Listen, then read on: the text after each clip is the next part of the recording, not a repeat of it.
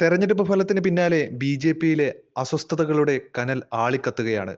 മത്സരിച്ച തെരഞ്ഞെടുപ്പുകളിലെല്ലാം നില മെച്ചപ്പെടുത്തുന്ന ശോഭാ സുരേന്ദ്രന് തഴഞ്ഞതിൽ രൂക്ഷമായ വിമർശനമാണ് ഇപ്പോൾ പാർട്ടിക്കുള്ളിൽ ഉയരുന്നത്.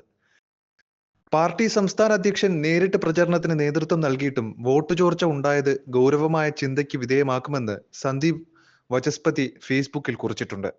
ശോഭാ സുരേന്ദ്രനെ സ്ഥാനാർത്ഥിയാക്കണമെന്ന് കുമ്മനം രാജശേഖരൻ അടക്കമുള്ളവർ പറഞ്ഞിരുന്നു.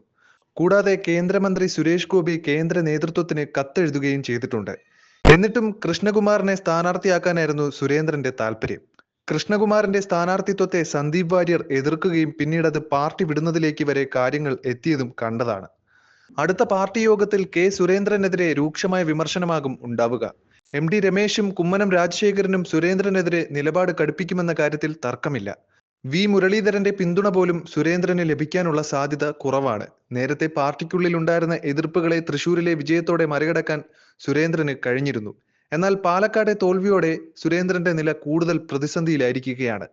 തെരഞ്ഞെടുപ്പ് ഘട്ടത്തിൽ ഇടഞ്ഞു നിന്ന സന്ദീപിനെ അനുനയിപ്പിച്ച് കൂടെ നിർത്താൻ ബി.ജെ.പി സംസ്ഥാന നേതൃത്വം ശ്രമിക്കാഞ്ഞതിനും സുരേന്ദ്രൻ മറുപടി പറയേണ്ടി വരും. പ്രചരണ രംഗത്ത് നിന്ന് പ്രമുഖ നേതാക്കളെ അകറ്റി നിർത്തിയതാണ് സുരേന്ദ്രൻ നേരിടുന്ന മറ്റൊരു പ്രധാന ആരോപണം. പാലക്കാട് പ്രാരംഭ പ്രവർത്തനങ്ങൾക്കെത്തിയ കുമ്മനം രാജശേഖരനെ പ്രചരണത്തിൽ അടുപ്പിച്ചില്ല. ഇ. ശ്രീധരനും തെരഞ്ഞെടുപ്പ് കൺവെൻഷനിൽ പങ്കെടുത്തതൊഴിച്ചാൽ പ്രചരണത്തിൽ കാര്യമായ സാന്നിധ്യം ഇല്ലായിരുന്നു.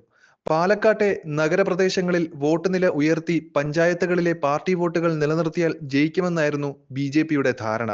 എന്നാൽ നഗരസഭയിൽ കനത്ത തിരിച്ചടിയാണ് പാർട്ടിക്ക് നേരിട്ടത്.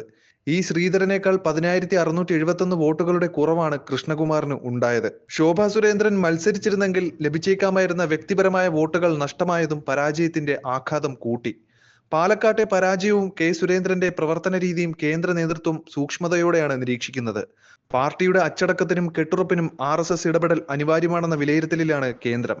RSSൽ നിന്ന് സംഘടനാ ജനറൽ സെക്രട്ടറിയുടെ സേവനവും ആവശ്യപ്പെടാനുള്ള സാധ്യതയുണ്ട്.